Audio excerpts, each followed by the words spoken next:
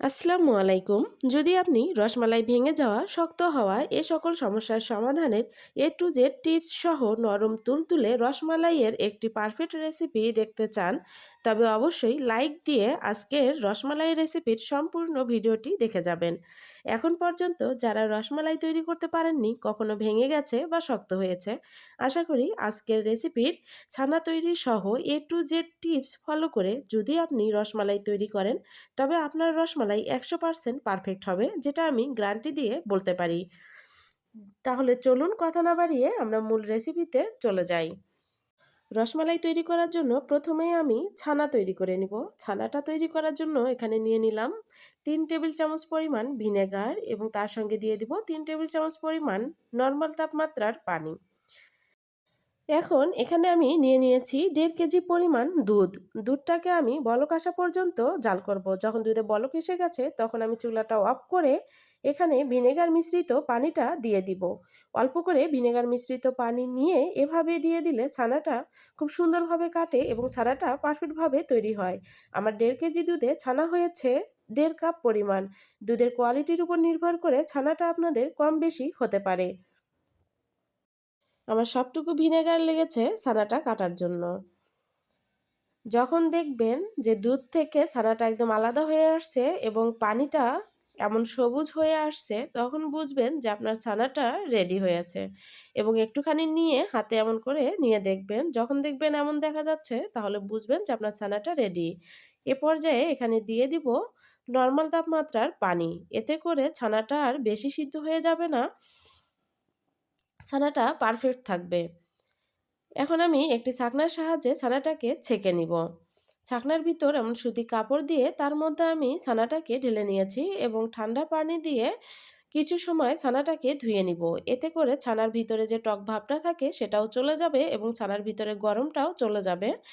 ছানাটা শক্ত হয়ে যাবে না। এখন এভাবেই আমি ঝুলিয়ে রেখে দেব ৬ থেকে ৭ ঘন্টার জন্য। ৬ থেকে ৭ ঘন্টা ঝুলিয়ে রাখলে পানিটা ঝরে যাবে এবং ছানাটা পারফেক্ট থাকবে। এখন আমি শুকনো উপকরণগুলো রেডি করে নিব। এজন্য প্রথমে নিয়ে নিব ৪ চা চামচ পরিমাণ সুজি।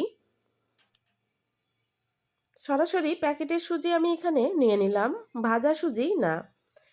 এরপর নিয়ে নিব ৩ চা চামচ পরিমাণ ময়দা।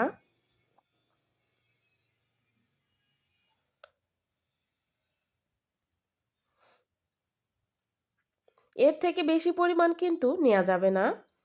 এখন দিয়ে দিব ২ চা চামচ পরিমাণ চিনি এবং তার সঙ্গে দিয়ে দিব ১ চা চামচ পরিমাণ অ্যারারুট। এরপর দিয়ে নিব বেকিং পাউডার। বেকিং পাউডারটা ২ আঙুলের সাহায্যে চিমটি দিয়ে তুলে এভাবে ঝেড়ে চিমটির ভিতরে যতটুক পরিমাণ বেকিং পাউডার থাকে ঠিক ততটুক পরিমাণই বেকিং পাউডার দিয়ে নিতে হবে। আমি ২ চিমটি পরিমাণ বেকিং পাউডার এখানে নিয়ে নিব। এর থেকে বেশি কোনোভাবেই নেওয়া যাবে না। এর থেকে বেশি নিলে কিন্তু আপনার চিনি শিরাতে দেওয়ার সঙ্গে সঙ্গে মিষ্টিগুলো ভেঙে যাবে। এবার আমি ১ চামচ পরিমাণ তেল দিয়ে দিলাম। তেলটা দিয়ে একটু ভালোভাবে মেখে নিব। মেখে নেওয়ার পর দেখিয়ে দিলাম যে এটা কেমন হবে। এদিকে আমি ছানা কতটুকু নিয়েছি সেটা আমি মেপে দেখিয়ে দিচ্ছি। এতে করে আপনাদের পরিমাপটা ঠিক থাকবে। আমি ছানা নিয়ে নিয়েছি ১.৫ কাপ পরিমাণ। মেজারমেন্ট কাপ দিয়ে মেপে ১.৫ কাপ পরিমাণ ছানা নিয়েছি। ছানাটাকে কিন্তু আপনাকে অবশ্যই পারফেক্টভাবে তৈরি করে নিতে হবে। ছানা যদি বেশি শক্ত হয়ে যায় তখনও মিষ্টি ভালো হবে না এবং নরম হয়ে গেলে মিষ্টিটা ভেঙে যেতে পারে চিনি শিরাতে দেওয়ার সঙ্গে সঙ্গে। তবে হ্যাঁ, যদি কখনো মনে হয় যে ছানাটা আপনার বেশি নরম হয়ে গেছে, তখন কিন্তু আর বেকিং পাউডার এবং সুজি কোনোটাই দেয়া যাবে না। তখন শুধুমাত্র ২ চামচ ময়দা এবং ২ চামচ চিনি দিয়ে ছানাটাকে মথে নিয়ে মিষ্টিটা তৈরি করবেন। তাহলে আর মিষ্টিগুলো ভেঙে যাবে না। এভাবে খুব ভালোভাবে হাতের তালু এবং ৫ টা আঙুলের সাহায্যে ছানাটাকে মথে নিতে হবে এবং ছানাটা মথে নেওয়া হয়েছে কিনা তা বোঝার জন্য হাতের তালুতে এভাবে নিয়ে একটি মিষ্টির শেপ দিয়ে দেখবেন। যদি দেখেন খুব মসৃণভাবে মিষ্টিটা তৈরি হয়েছে, তাহলে বুঝবেন যে আপনার ছানাটা মথে নেওয়া হয়ে গেছে এবং ছানাটাকে কখনোই হাতের তালু দিয়ে মথে নিবেন না। হাতের তালু দিয়ে মথে নিলে অতিরিক্ত ফেটটা বের হয়ে আসবে, তখন মিষ্টিটা শক্ত হয়ে যাবে। এখন আমি যে শুকনো উপকরণগুলো তৈরি করে রেখেছিলাম, সেই শুকনো উপকরণগুলো দিয়ে খুব ভালোভাবে ডলে নিব। এই কাজটাও খুব ভালোভাবে করে নিতে হবে। যদি দেখা যায় শুকনো উপকরণগুলো কোথাও একটুখানি দলা পেকে আছে, তবে সেই জায়গায় কিন্তু মিষ্টির ভিতরে গুটি, গুটি তৈরি হবে। তখন আর রসমালাইটা খেতে ভালো লাগবে না। আমার ডলে নেওয়া হয়ে গেছে ছানাগুলো। এখন আমি একটি চামচের সাহায্যে ছোট, ছোট করে সমানভাবে রসমালাইয়ের শেপটা দিয়ে নিব। এজন্য আমি চামচের সাহায্যে এভাবে নিয়ে নিচ্ছি, যাতে করে মিষ্টির সবগুলো শেপ সমান হয় এবং জাল করতে কোনো অসুবিধা না হয়। এখন আমি হাত দিয়ে এভাবে চেপে এর ভিতরে বাতাসটা বের করে দিব এবং তারপর হাতের তালুর সাহায্যে এভাবে ঘুরিয়ে আমি লম্বাটে শেপ দিয়ে নিচ্ছি। তবে আপনারা চাইলে গোল, গোল শেপটাও দিয়ে নিতে পারেন। এভাবে আমি সবগুলো মিষ্টির শেপ দিয়ে নিয়েছি। এখন আমি চিনির শিরাটা তৈরি করার জন্য আমি এমন একটি সসপ্যান জাতীয় পাত্র নিয়েছি। এই পাত্রের ভিতর দিয়ে দিব মেজারমেন্ট কাপ দিয়ে মেপে ৩ কাপ পরিমাণ চিনি এবং একই কাপের ৩ কাপ পরিমাণ পানি। চিনির শিরাটা অবশ্যই ঘন করে নিতে হবে। চিনির শিরা যদি পাতলা হয় তাহলেও কিন্তু মিষ্টি ভেঙে যেতে পারে। অন্যদিকে আমি আরেকটি পাত্রে গরম পানি ফুটতে দিয়েছি, কেননা গরম পানিটা খুব ইম্পর্ট্যান্ট। অন্যদিকে আমার চিনি শিরাটাও ফুটে গেছে। এখন এই ফুটন্ত চিনি শিরার ভিতর দিয়ে দিব আমি ছানার বলগুলো দিয়ে ঢাকনা দিয়ে ঢেকে জাল করব ১০ মিনিট। হাই হিটে চুলার আগুনটাকে অবশ্যই হাই হিটে রাখতে হবে। হাই হিটে আমি ছানার বলগুলোকে সিদ্ধ করে নিব। ১০ মিনিট জাল হওয়ার পর এখন এখানে দিয়ে দিব আমি ২ চামচ পরিমাণ ফুটন্ত গরম পানি। গরম পানিটা সরাসরি মিষ্টির ভিতরে দিবেন না, একটুখানি চিনির শিরা নিয়ে তারপর মিষ্টির ভিতরে দিয়ে দিবেন। এখানে গরম পানিটা অবশ্যই আপনাকে ব্যবহার করতে হবে। যদি গরম পানি না দেন তখন চিনির শিরাটা বেশি ঘন হয়ে যাবে এবং মিষ্টিগুলো শক্ত হয়ে যাবে। তাই অবশ্যই গরম পানি ব্যবহার করতে হবে। আমি ১০ মিনিট পর ২ চামচ পরিমাণ গরম পানি এখানে দিয়ে নিয়েছি। আবারও ৫ মিনিট পর আমি আবারও ১ চামচ পরিমাণ গরম পানি এখানে দিয়ে নিলাম। ৫ মিনিট পর, পর গরম পানি এড করে ঢাকনা দিয়ে ঢেকে মিষ্টিগুলোকে জাল করে নিতে হবে। আমি মিষ্টিগুলোকে জাল করে নিয়েছি প্রায় ২০ মিনিট।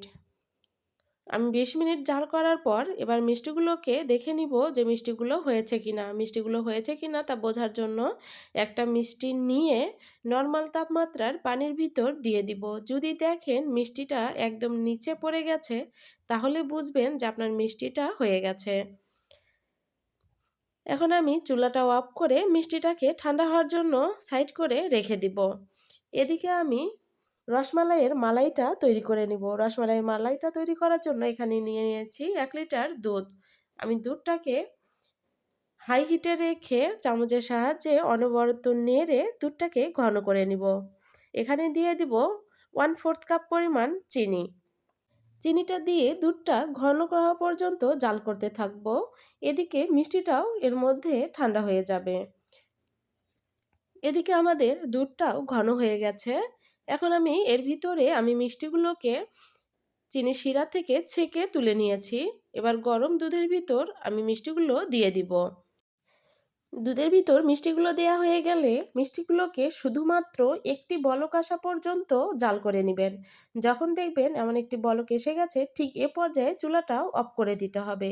এর থেকে বেশি জাল করা যাবে না। যদি এর থেকে বেশি জাল করেন তখন কিন্তু মিষ্টিগুলো শক্ত হয়ে যেতে পারে। এবার রসমালাইটাকে রেখে দিব ৬ থেকে ৭ ঘন্টার জন্য। ৬ থেকে ৭ ঘন্টা রাখলে রসমালাইয়ের ভিতরে একটি আঠালো ভাব চলে আসে, তখন রসমালাইটা খেতে খুব ভালো লাগে। আমি ৬ থেকে ৭ ঘন্টা রাখতে পারিনি, ৪ ঘন্টা পরেই আপনাদেরকে দেখিয়ে দিচ্ছি। দেখুন তাতেই কতটা আঠালো ভাব চলে এসেছে।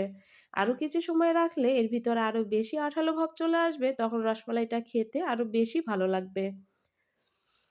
আজকের এই রসমালাই রেসিপিটি আমি চেষ্টা করেছি আমার সম্পূর্ণ টিপসগুলো আপনাদের মাঝে শেয়ার করার জন্য।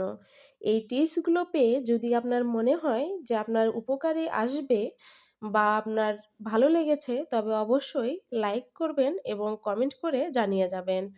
আর আমার রেসিপি যদি আপনি দেখতে চান তবে অবশ্যই চ্যানেলটিকে সাবস্ক্রাইব করে বেল বাটনটি অন করে দিবেন।